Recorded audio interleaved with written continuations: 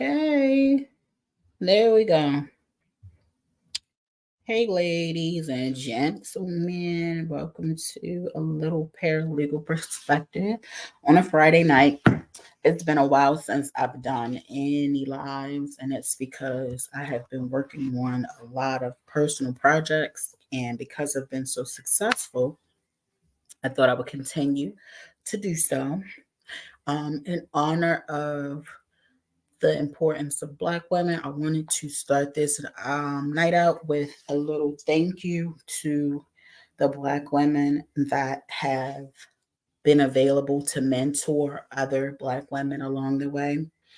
I think this is something we fail to discuss a lot, and how Black women, primarily dark skinned Black women, need mentorship in so many ways that we can help us navigate life.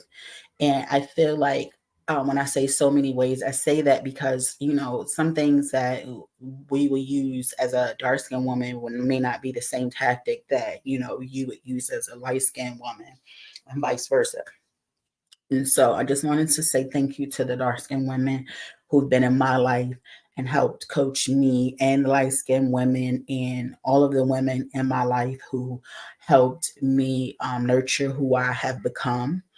So shout out to y'all. I want to give this live a little bit of context because, again, in my last live, I think I didn't discuss the importance of why I needed to address church. And I know some of you guys don't want to talk about church or don't want to listen to any feedback regarding church. So, I'm not going to make it a long winded thing, but I want to remind everyone of how when we had boomers who were the big mamas of the family, and those family members that you could go hang out and stay at their house and get a good meal and take a nap. And when we lost that, we lost a lot of accountability by Black people. And because the Black church was the steeple in most of our communities, from enslavement throughout farming years, the Harlem Renaissance, the civil rights time frame, the crack epidemic, down to the 90s, and now the 2000s. There's been so much of a differential, and you see that the lack of community in church and fellowship that we as Black people have removed from has prevented us from growing and prospering in certain areas. And one of the areas that I think we have to continue to remember to address is the importance of domestic violence. It's the big boogeyman that's in the back of the room. It's the thing we don't want to discuss. It's something we don't want to talk about because we're used to talking about that one creepy uncle, right? But guess what? There's another creepy uncle, and that, or creepy auntie, you know what I mean? In the context of this video, I'm talking about creepy uncles. And that creepy uncle is that uncle who is abusive, and when I say abusive, not as a abusive, but more physically abusive. And because that's something that we tend to not discuss, we forget to prepare our Black women for the battles that will come their way when they start dating, primarily if they date someone who has a history of physical, emotional, and financial abuse. These are things we don't talk about. And I feel like because I am a mother of a young woman that's growing up, it's important that some of the stories that I'm sharing with her, I feel like I share with other women. And I need to share that because when we were growing up, there was always a woman in the church who would make you mindful that, everything that glitters isn't gold, but once you get past that stage of listening and being in the church or being around another Black woman who mentors you, there's no one there to tell you that Just because these men look like they might be something emotionally to you, they could pull you down, or empty you because of the abuse. And I feel like because Keke Palmer's story got overshined and overturned by Cassie, because everybody was worried about Diddy paying Cassie, nobody stopped to really discuss the milestone that Keke had to approach as a Black woman. She became a mom. She's a baby mama, even though we don't like that term. She's a baby mama, but she's always been a positive Black role model in a woman's life. And she has talked about being essayed before and intimidated, but nobody wanted to discuss that. And then as soon as she made a conversation about, let me protect myself because now I'm a mother and I have to make sure that I'm not just protecting myself, I'm protecting my children, i.e. my child, she said, I'm going to be strong enough to admit that I had been dealing with domestic violence. And what did we do? We started worrying about Cassie. Cassie got paid for her pain. That's a light skinned woman's way of recouping her time. Black women, we don't have the accessibility sometimes to recoup our time in the same manner as of another light skinned woman, because they're going to be strategic. She's going to stick around long enough to keep all of the, inventory of abuse and allegations so that way she can collect her check. Black women, we just trying to survive day to day because this man is abusing us as well. But the difference is that white women, light skinned women, the pretty privilege will make you stay because at the end of the day, you're going to receive a financial award or reward. But with Black women, we don't always get that option. We get abused, and that's where we get left. And I feel like because we're talking so much about a lot of, violence against Black women and femicide, we need to discuss how sexual assault and SA and, domestic violence is continuing to run rampant in our community. It is draining our resources. It's draining our mothers. It's draining the children. It's draining the schools. And everyone's complaining that, the moms are responsible for everything. But what do we do with the mothers who are trying to do the best that they can?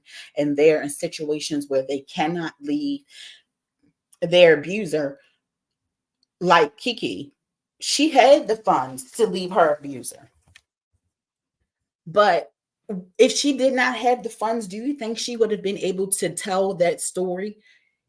No, because money talks and people will listen to people who are willing to pay, but people don't listen when they don't feel like you can't recoup a reward. So the reward that I'm trying to give is a drop of gem, Black positivity, another reason why Black women are mad is because we don't get the support we need when we have domestic situations. Everybody wants to run to Cassie's defense, and it's been more than a month. She's gotten her check and a couple more people coming behind her, and we didn't all forgot about Kiki. And mind you, there's more Kikis out here than there are Cassies. And we need to be able to have that conversation, and we need to stop waiting until it's too late to ask for justice for Black women. No, I'm sick of it. I don't want to wait for a Black woman to get justice. Let's stop it now. Let's talk to our daughters. Let's explain to them how men can intimidate you and use tactics like, gaslighting and domestic violence as ways to prevent you from growing in your life and keep you stifled, um, separated, and unaware of your capabilities because you're afraid to leave. You don't want your business to come out. As Black women, we can't make mistakes. So whenever we make a mistake, everybody's listening, they're watching, and they're waiting to point fingers. But how often do we applaud and support these women who come out of these domestic violence relationships and still need that hug that fellowship, that community, that auntie, that grandma to say everything that glitters isn't gold, baby. And I'm sorry you had to experience that, but this is a part of life, blah, blah, blah. But this is how we're going to help get you out. Now, we just glorify domestic violence. Look at Krishan and Blueface. And even though that's not as big of a deal as it used to be, the fact that, Whitney and Bobby was a thing, it's so much of a hilarity that when it's a serious situation that we need to address, no one is ready to have that conversation. So what I am going to ask is, how can we implore each other to talk to our children, primarily our daughters? And, we need to talk to our sons too, because we need to explain to our sons that this is not how you treat women. But as mothers and as Black men, I think that we need to really pull the cap off of this. We need to talk about domestic violence and how domestic violence will leave you gone. I don't want to keep retweeting justice for so and so, or, I don't want to do that. I want to stop it before it comes. And this situation is very personal for me because I've experienced domestic violence as a young person between the ages of like 15 and 21, 22, which is like the formative years of my life. And when you're experiencing that type of mental control and mind control, it can defer all of your dreams. And we have to be diligent and vigilant in helping our Black women succeed and thrive in areas that we are known to fail, because people want us to be baby mamas and to have baby daddies and to have people not take care of us, and i.e. so forth and so on. But you see, Cassie, she was smart, right? As the white woman, as you would say, quote unquote. She didn't have a child with him.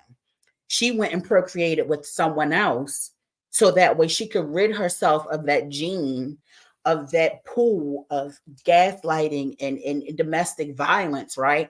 But she got paid for it. And what we have to understand is, Black women, we don't always get compensated for the things that we're supposed to be compensated for. So we need to find ways to talk to our children and our future communities about the signs of domestic violence and how it can ruin your life faster than a DUI.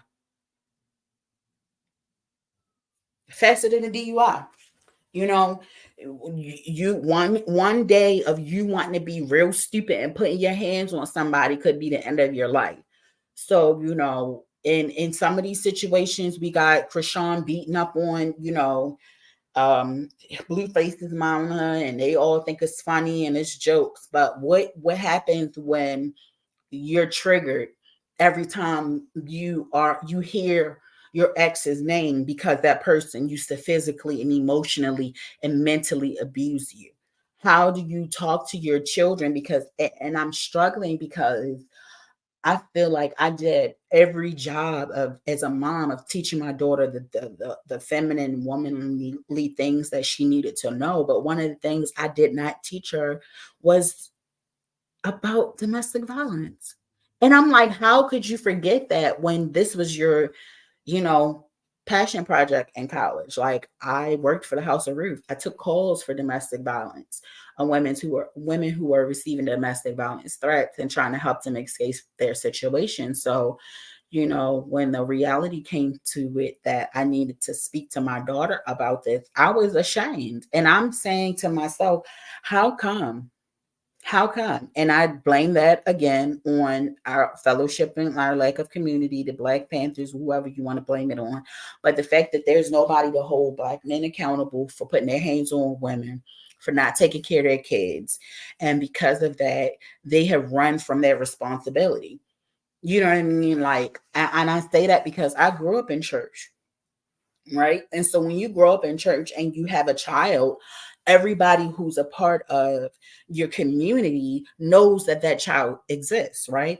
So once you know that this child exists, you can't go out here and pretend like you don't have a child when you show up to church on Sunday, because they're going to ask you where that child at, right? And what I feel like is because people have moved away from the social circles where there's responsibility, where people are going to ask you to take a role for, you know, an accountability for your children. Nobody can ask because we're all in the house or we're hiding. And the only post that we have is of ourselves. We don't mention our kids because we're not taking care of them.